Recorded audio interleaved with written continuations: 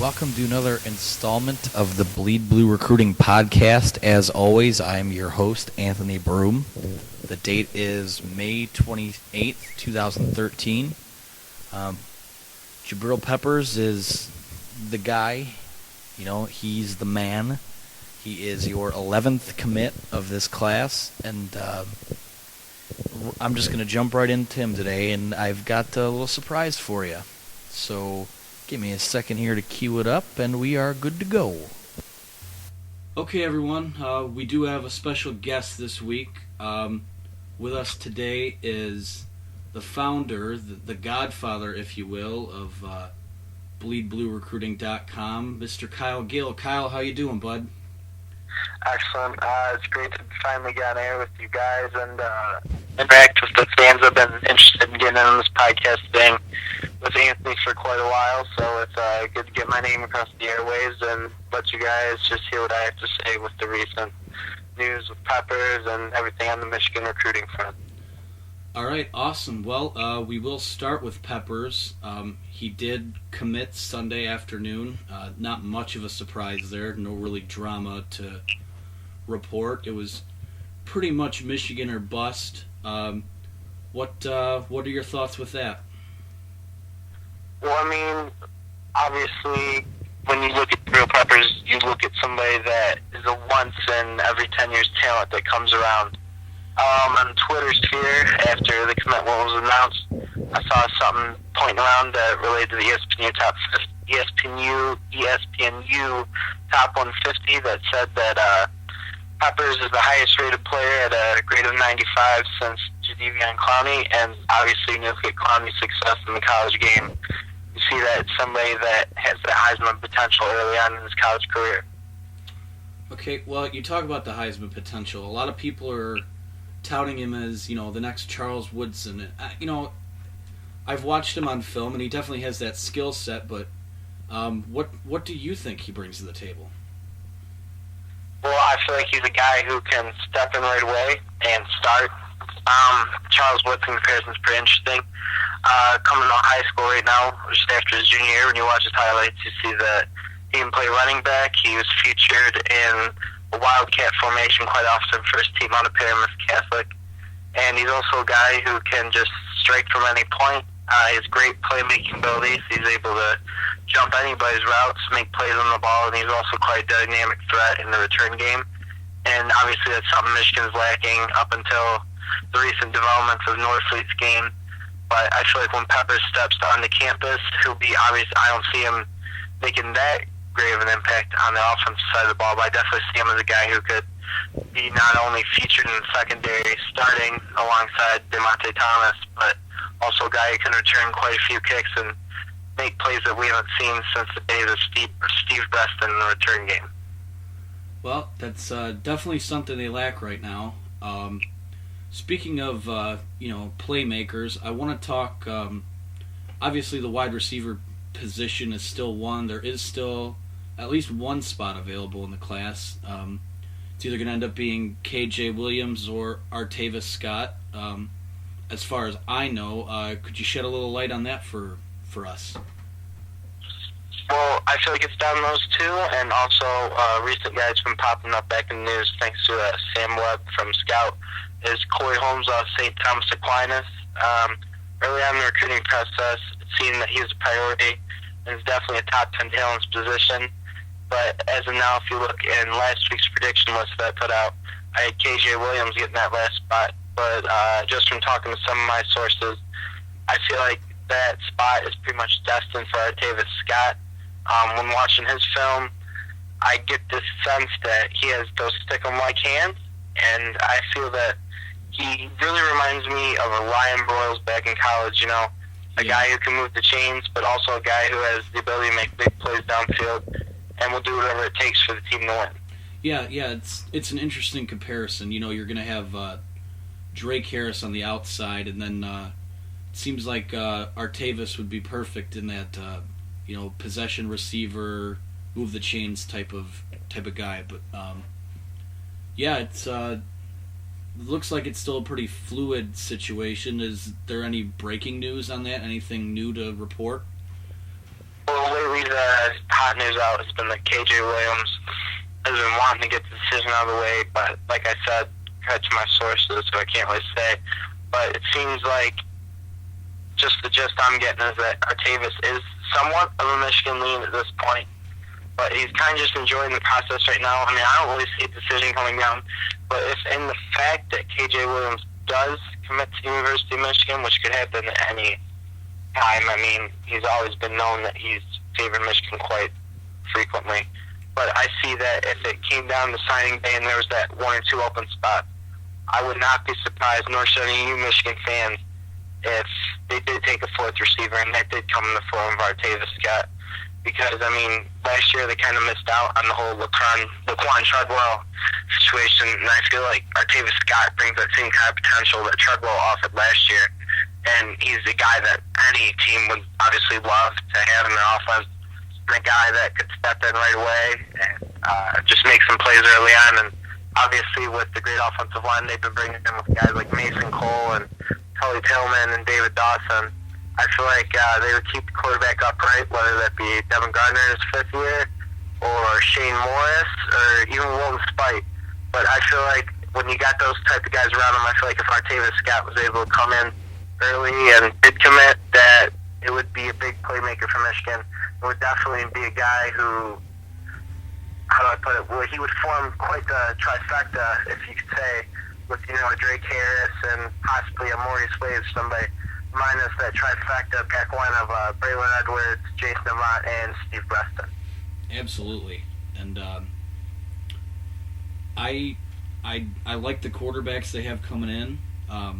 You know, obviously those guys had Chad Henne thrown to them, but I feel like the upside of the guys that they do have, you know, in Gardner and Morris and Spite, that, you know, the upside is there to be even more of that.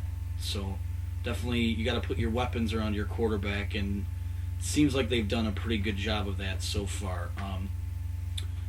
Another spot in this class that they seem to have some openings on are the defensive line. Do you have any? Would you like to shed any light on that situation?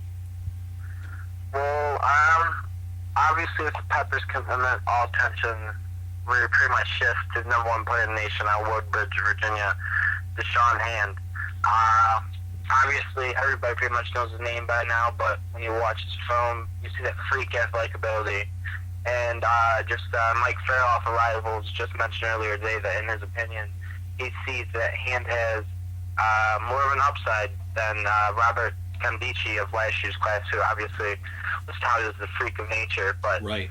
For me, I see that I really think that Michigan's chances with Hand does improve. And recent news has him possibly, more than likely, setting up his official visit for the Under the Lights 2 game against Notre Dame. And I feel like that will be a big weekend for Michigan. Yeah, for me, definitely. I feel like it's 2 horse race between us and West Virginia. You got great defensive pedigree with Coach Madison here in Ann Arbor, and also Bud Foster down at Virginia Tech. But I feel like the race is evened up a little bit, and Michigan is pulling up, and you look at 24/7, and their crystal ball predictions, the last 6 predictions have had Hand going to University of Michigan. Another guy that I've been in contact with recently is Malik McDowell at Wardell High School in Detroit. This guy's kind of floating under the radar, I would say. He's 6'7", about 290 pounds, and the guy is an absolute beast. When you watch his film and he plays the end, he can come in and play and tackle, and he's a guy that can blow up any play, and he just makes plays. For his size, he gets around quickly on his feet. He's able to get out of his stance really quickly, and for me, I feel like they're looking at one more defensive line commit, and it's going to come down to Hand and McDowell. Obviously, from speaking with Lawrence Marshall and all his conversations out there in the media, you see that for him, Malik's quite the priority. And, honestly, right now, if you had to ask my opinion, I would say Hand is somewhat of an iffy guy. I still feel, in my opinion, that he's a Vodtech lean. But with McDowell, I feel like he really favors Michigan. And in his terms, I see it coming down to us and fighting Irish Notre Dame. Obviously, his family loves the scene at Notre Dame, but I feel like once he takes his official visit, whenever that may be, that he's really going to be blown away at seeing in Ann Arbor. He's never really had a true visit. He's always just been kind of just quick drop-in. He never really has a schedule with his visits, but when he does make that official visit, I feel if all goes well, you should be seeing Leach McDowell in a winged helmet in 2014. Cool. Yeah, definitely a lot of people, we get the questions on Twitter and Facebook and, the other forms of media, what have you. I just feel like if they can get Hand on campus, I don't know if they'll let him leave without committing. I would certainly hope that's the case. Anytime you're dealing with the number one player in the country, he's not going to rush to make a decision. I think he's got 39 offers out to him or something like that, and he has his list at the top. But I think the kids should definitely just enjoy the process, and we'll probably see a lot of that heating up come fall. Absolutely, and if they do reel in Hand, which I would not be surprised by when he has other recruiters like Ferns and Spate, and then you also have Jabrill Peppers added to the mix now, along with Drake Harris working his work. I feel like if you're able to bring Deshaun Hand, you're landing the two best players in the 2014 class in my eyes. Absolutely. But I feel like that's a class that could go down in history, and when they step on campus, if you get a chance to check on Bleacher Report, we were mentioned talking about how Peppers pole vaults them into the championship race come 2014. I feel like if you add Hand, you're instantly a top 5 team in the polls, and you go from mixing the sugar to definitely at least smelling the roses. Right. Well, if the Big Ten has any shot, competing for national titles, obviously it starts and ends with Michigan and Ohio State, and it starts on the defensive side of the ball, and I feel like if they land those two guys, we can start to talk a little bit. But about this class though, like I said, these two, the wide receiver and D-line, looks like something that won't be decided too soon. A lot of people want to know who's that next commit. What are you hearing right now? Well, obviously Chase Winovich is going to be taking his linebacker from Pennsylvania. Big guy, plays the middle of the linebacking corps. Great playmaker. He'll be making his decision sometime shortly into the month of June.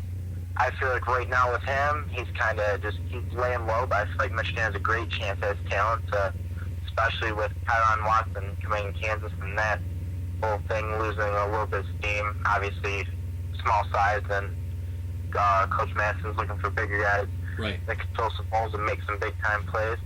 Outside of Chase Winovich, I see perhaps Parker Westphal coming off the board rather soon. He's always I'll use Michigan as his comparison for all his other visits, and I feel like if you slot him in that secondary next to Peppers, you're bringing in the best secondary hall in the nation. Not to mention that, I also feel like another cornerback that you can keep your eyes on from here on out, actually 2 to 1 being the safety, Juju Smith out of Cal Poly in California. He's a guy who seems good at a good 6 foot for his size. He's very fast in the backfield. They will make a lot of plays on the ball, and I feel like if you're able to put him next to Peppers, whether Peppers play corner or safety, you're immediately locking down one side of that secondary, which Michigan hasn't had really a shutdown secondary since the days of Leon Hall. And another guy that I would keep your eye on coming back in the news, the coaches could turn a great deal of attention to, is Adoree Jackson, the cornerback. This guy is a bona fide 5-star player in my head. Lately, from all I've seen, I could definitely, to me it seems like USC and UCLA are showing a great deal of attention to him. But when you watch his highlight tape, he just has mad speed. He's one of the fastest players in this class. And I wouldn't be surprised if they brought in both of them, because the secondary has really been a struggle as of late. And I feel like this class is really tuning a great deal of attention to not only the receiver position on the offensive side of the ball, but that secondary and D-line, they're trying to shore that up. I feel like the offensive line's already set. But definitely, especially if they miss on Parker Westphal, which I feel like they won't, but if they do, I wouldn't be surprised if a lot of their focus shifts to two players in Adoree Jackson and Juju Smith. Now, Jackson would be an interesting one because, we haven't really seen much to this point that's linked the two, Michigan and Jackson together, but I agree with you. I think he's a stud. Earlier today, it did come out that Juju Smith will take his visit on that Notre Dame weekend we referenced earlier, so definitely Michigan will have a shot to get him as well. Yeah. I feel like that Notre Dame weekend, don't be surprised if you see a commitment drop on that weekend. It's going to be a big visitor weekend. It's a big draw for all the recruits. I mean, obviously, under the lights, national television. Oh, yeah. Game day will probably be there, all that stuff.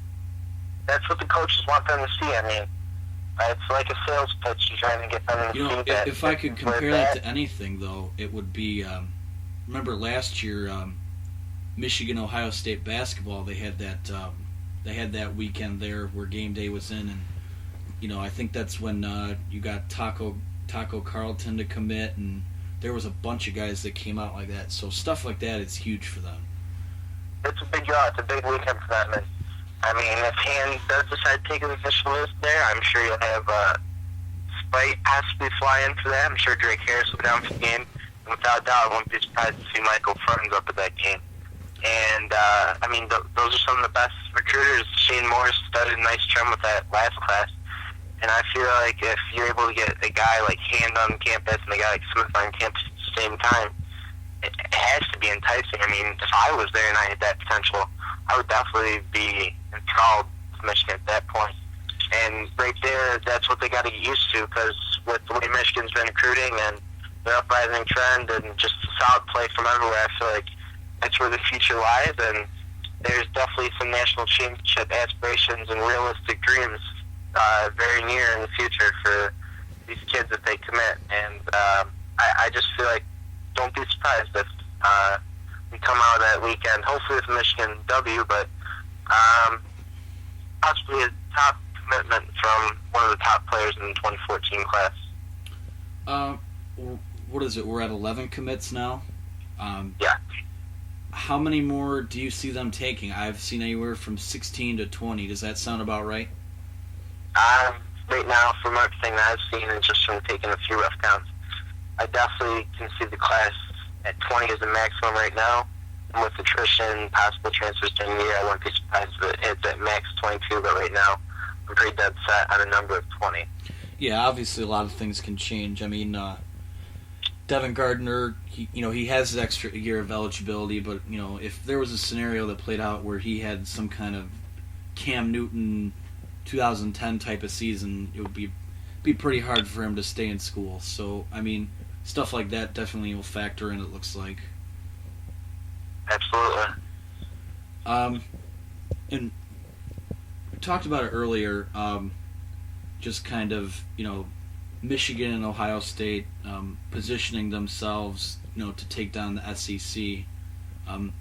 We didn't really, this wasn't really on the list, but I want to get your take on this. A lot of people say that, you see all this stuff on the board, Michigan's going to whoop on Ohio State in the next 10 years, and I disagree with that. I think the class that Ohio State brought in this past year, the 2013 class, to me looks a lot like what Michigan is doing with this 2014 class. So, I mean, I think we're looking at back another 10 years war type of thing like Bo and Woody Hayes used to have, back in the day. And it's going to be fun, as much as I hate the guys. The Big Ten football is going to be pretty interesting over the next decade or so if things continue to trend the way they do. I couldn't agree more. I mean, in my eyes, I feel like your top three recruiters in college football right now, a head coach standpoint, you obviously have Nick Saban, who just it starts and ends with him. I mean, but I mean, you have Urban Meyer, who is he's last year you see him getting Von Bell. He's bringing in those SEC guys like he used to pull at Florida. And then you also have Coach Hope, who I think big boost in his national recruiting pitch was the landing of Derek Green last year go around. But I feel like there's a big upshot for Michigan's recruiting going in a national standpoint. One thing I wanted to touch on with you guys is with the addition of Peppers, and by all signs, it seems like he will be blue and he will sign the dotted line here in a year and a half. But I feel like with Peppers, you put yourself in a great position for another one of the top cornerbacks to come down to New Jersey in 2015 class in Minkah Fitzpatrick. When you look at all the Big Four, Rivals, Scout, ESPN, 247, this guy is arguably the number one player in the state of New Jersey, and I just feel like with just the commitment of Peppers, that puts us in the lead for Minkah Fitzpatrick. And he definitely reminds me a lot of the playmaking abilities with Peppers in this year's go-around, but I just feel like the addition of Peppers is going to do just astronomical things for Michigan recruiting here in the next couple of years. It puts you in good positions to not only guys on the East Coast, but it just shows the guys on the West Coast just where Michigan's at right now and how we're getting back to our glory days back under Lloyd Carr and Bo Schembechler. Right, and I think it has the potential to surpass that now. It's become there's so much emphasis on the BCS and the national championships now. Back then it was, nothing more than really a paper championship. So, back then it was win the Rose Bowl or, win the Big Ten, play in the Rose Bowl, win the Rose Bowl. Now, the aspirations are so much higher, and I think they're positioning themselves well. And, yeah, Peppers, like you said, it definitely will help them. Absolutely, and for all you guys out there, if you think this 2014 class is something special, I think we're looking at a 2015 class with just the way offers stand out right now that could even blow past this 2014 class.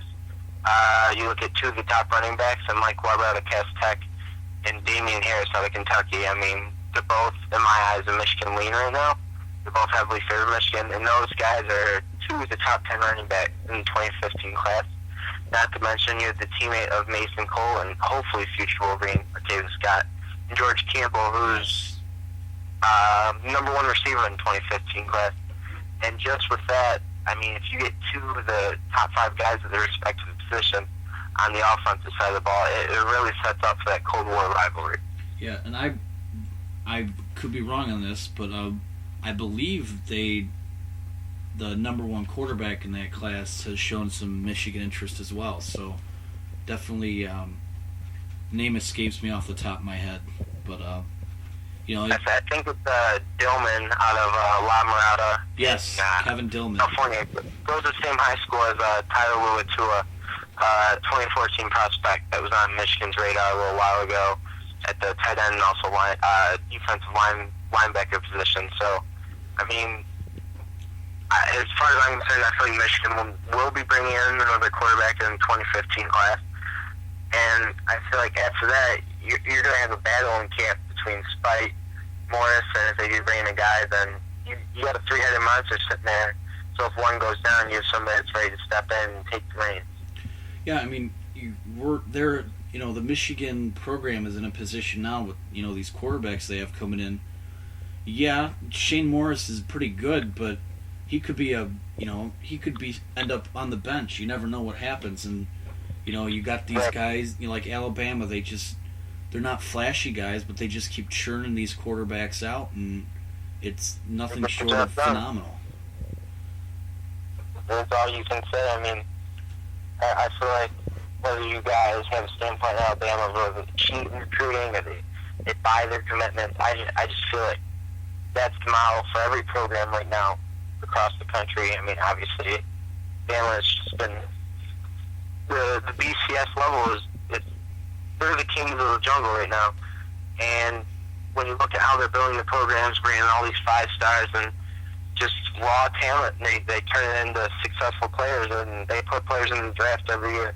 That's the way that's the route that Michigan's really taken lately with their classes.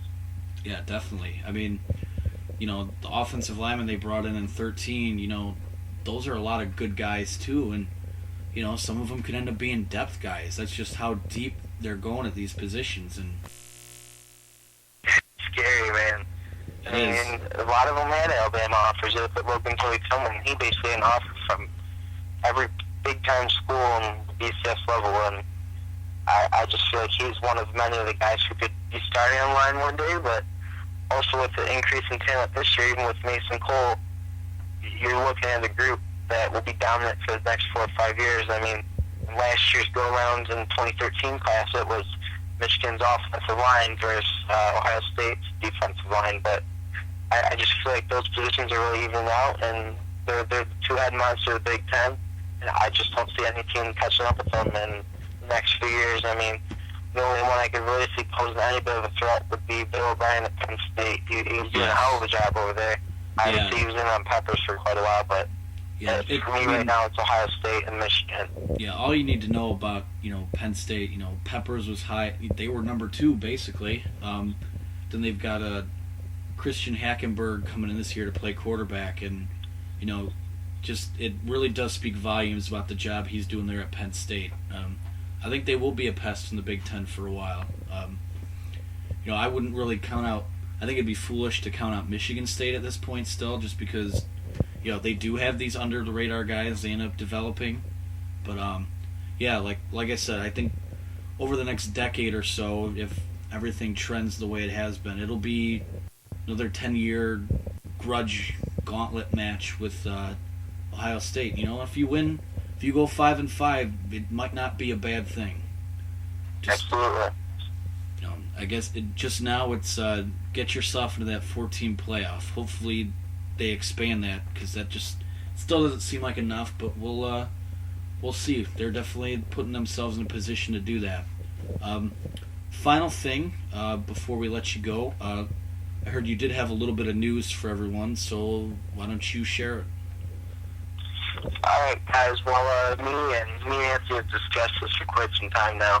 On June 14th, and in Southfield, there'll be the Sound Mind, Sound Body Camp, and all things look like going. It looks like me and Anthony will be able to get out there Saturday morning and just get to talk to some of the current commits. Obviously, one guy I've already set up a nice little interview with will be Lawrence Marshall, and during that morning, we'll be bringing you some up-to-date, hopefully some video, some matchups, and just some good in-depth interviews, and kind of get a feel for Michigan recruiting in terms of the state of Michigan right now, and just get in touch with some of the big-time prospects coming out of the homeland in the next couple of years. So I feel like that it's a great opportunity not only for our site, but just for you guys to get that free breakdowns of the matchups and your top guys coming out of the state of Michigan. Okay, and that's definitely something I'm looking forward to. Also, I do have tentative plans. I will be a student at Central Michigan University in the fall my Chippewas will be opening their season at the Big House, so I'll be looking to get down there for opening weekend and give you guys some field reporting, just the scene, and see if I can nab a few guys to talk to, and it should be a good time. So, the summer and into the fall is going to be an exciting time for us, and we got a lot of cool stuff coming your way. So just keep... And another thing we got planned is... another one of our staff writers, David Mormino, if you didn't get a chance to read the article, a great piece about just Peppers' commitment. He was a good, just a couple-minute walk from the home field of Peppers. So this year, Dave's hoping to get out to a couple of Paramus Catholic games and hopefully get to catch a couple quick interviews with the star recruit of the 2014 class in Jabrill Peppers. So that should be an exciting time, and I just want to say thanks to Anthony for finally having me on the show. I hope you guys are liking what we're doing with the site. We got some big things planned, and anybody out there that's ever interested in getting in on the scene, just shoot us an email at bleedbluerecruiting@AOL.com, or shoot us a tweet or even a message on Facebook, and we'd love to see what you got, and we're always looking to make additions to our staff. Absolutely. We're looking to maybe update our layout a little more, and maybe someone to oversee the social media accounts for us, because this is basically a full-time job, but also we have other jobs to tend to, so every little bit counts, and we appreciate the support you've given us so far. We did just hit 2,000 followers on Twitter the other night, which is, that's a milestone for us. We've only been around for about 6 months now, so definitely we're finally seeing our hard work pay off, and we hope that you guys like the stuff we keep churning out. One more thing, we did put something up last night about the All Bleed Blue team. The offensive nominations came out earlier today.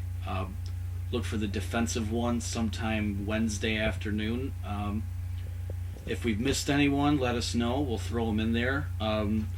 Probably looking at starting voting for that Thursday night or Friday morning. But just keep giving us the feedback, telling us what you want to see, and we will work on it for you. I believe we are out of time here. For Kyle Gill and myself, Anthony Broom, this is the Bleed Blue Recruiting Podcast, sounding off.